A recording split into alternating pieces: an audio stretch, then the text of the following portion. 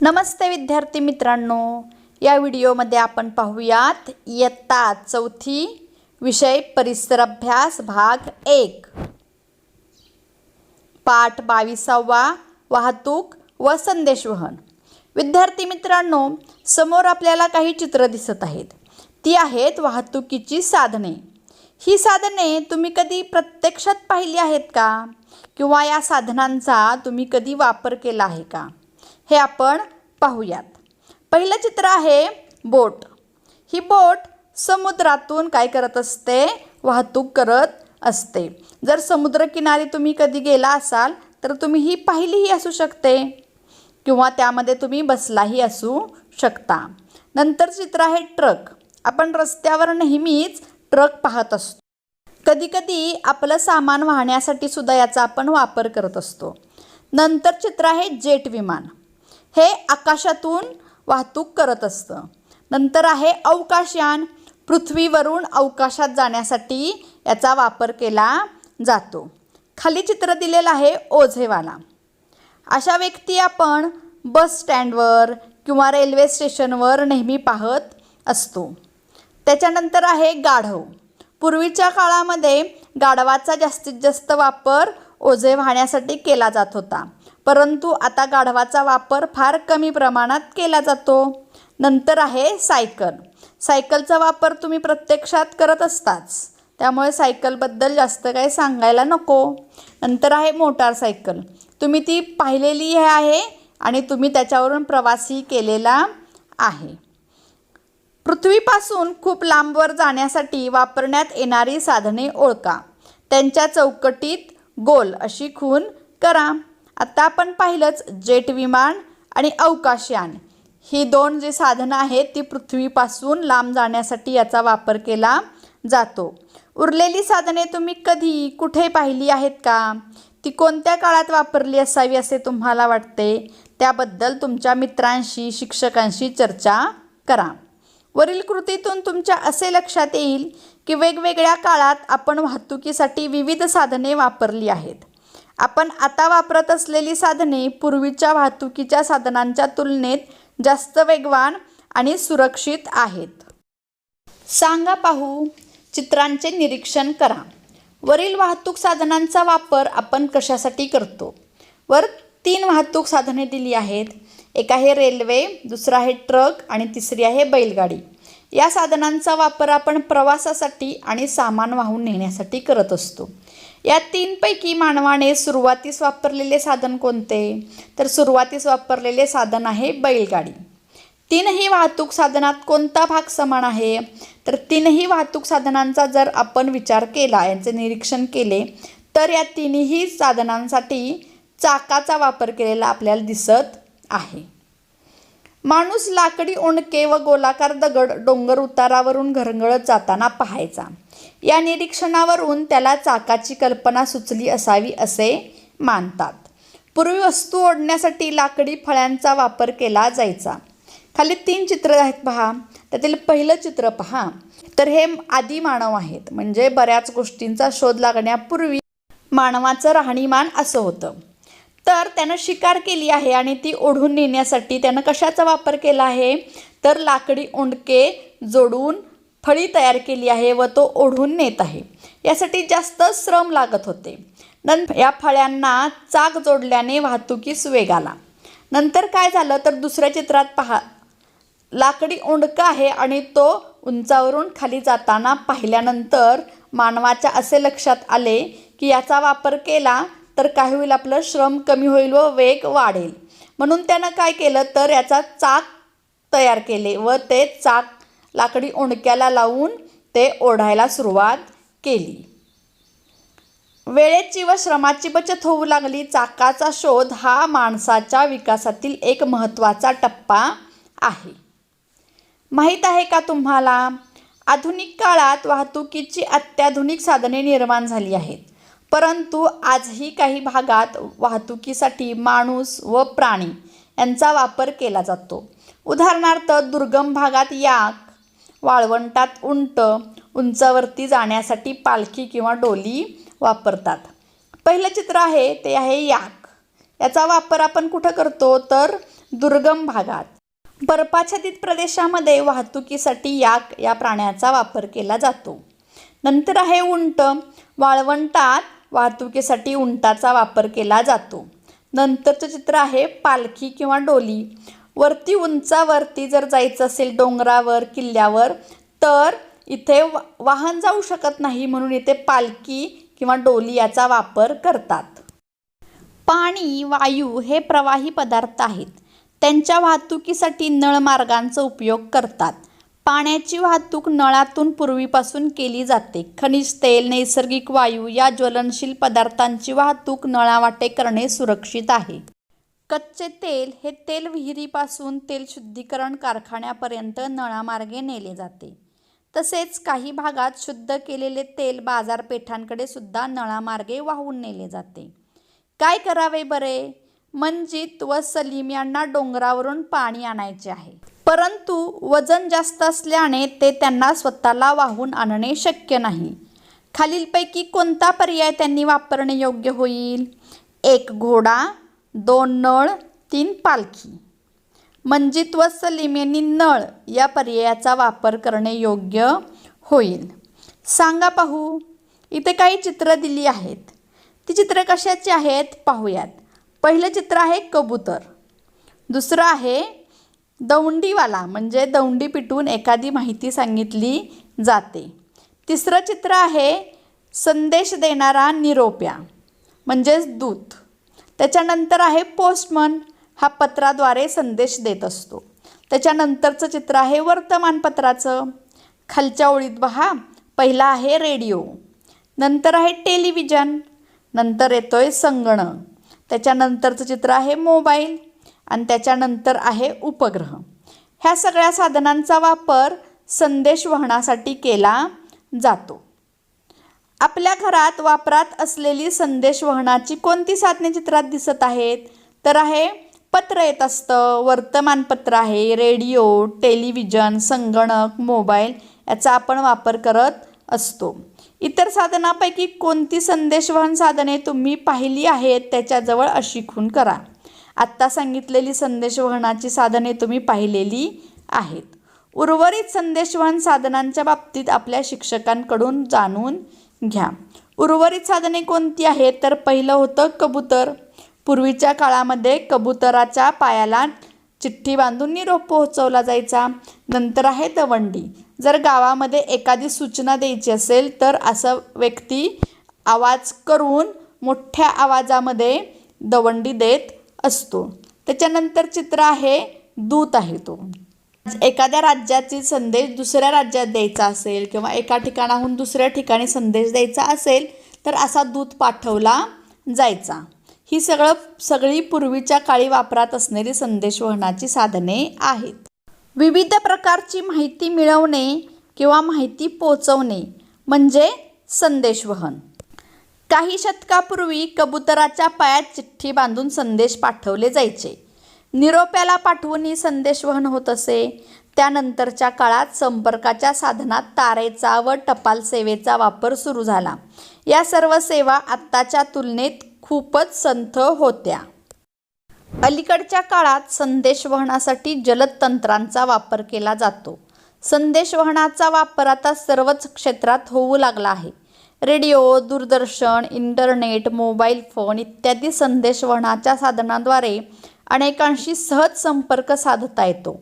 यासाठी मानवनिर्मित उपग्रहांचा वापर होतो.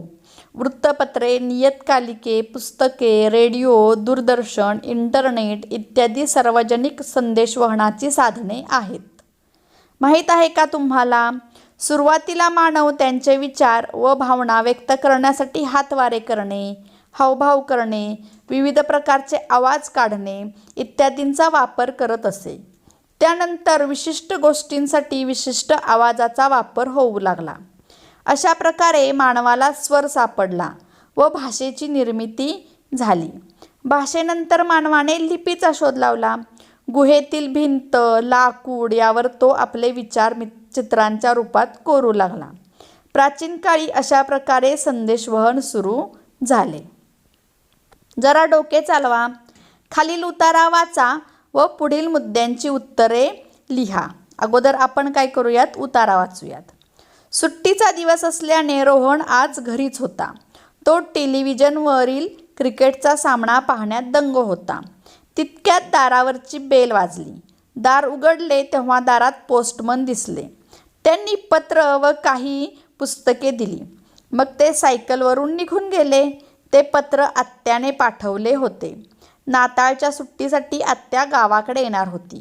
8 दिवसापूर्वी पाठवलेल्या पत्रानुसार आत्या तर नागपूरवरून आजच रेल्वेने पोहोचणार होती.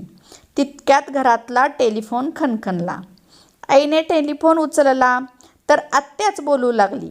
आत्या रेल्वे स्टेशनवर पोहोचली होती. ही बातमी सांगण्यासाठी आई सानियाच्या खोलीत आली तर ती हेडफोनवर गाणी ऐकत होती.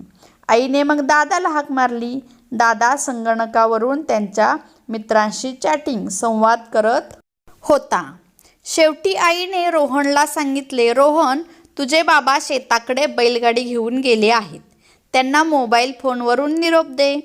आई, बाबांचा फोन लागत नाही. तेवढ्यात दादा तेथे आला. तो म्हणाला, मी मोटारसायकल घेऊन आत्याला आणण्यासाठी रेल्वे स्टेशनला जातो. असे म्हणून तो तेथून निघून गेला.